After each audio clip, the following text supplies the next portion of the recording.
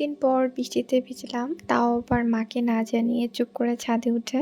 ভিজতে, ভিজতে মনে হচ্ছিল যেন এই সময়টা শুধু আমার আর বৃষ্টির। তো হ্যালো গাইস, কেমন আছো তোমরা সবাই? আশা করি অনেক বেশি ভালো আছো। তো অনেকদিন পর তোমাদের সাথে ভাবলাম যে ছোট্ট একটা ব্লগটি শেয়ার করি। আর এই তো সকাল, সকাল ঘুম থেকে উঠে দেখি ঝুম বৃষ্টি হচ্ছিল। আর তার মধ্যে আম্মু ভুনা খিচুড়ি করছিল।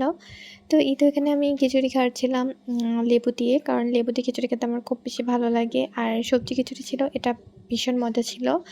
আর খাওয়া শেষ করে ১ কাপ চা। ওয়েদারটা এত সুন্দর ছিল যে জানালা দিয়ে জাস্ট বৃষ্টি দেখতেছিলাম আর চা খাচ্ছিলাম।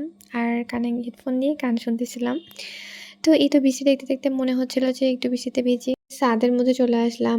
আর এখানে এসে বাইরের প্রকৃতিটা এত সুন্দর লাগতেছিল যে আমি এটাকে একটু ক্যামেরার মধ্যে ক্যাপচার করে নিলাম। আর এই তো এখানে কুড়ি, কুড়ি বৃষ্টি হচ্ছিল আর এত সুন্দর একটা ঠান্ডা বাতাস ছিল। সব মিলে ভীষণ আমি এনজয় করছি।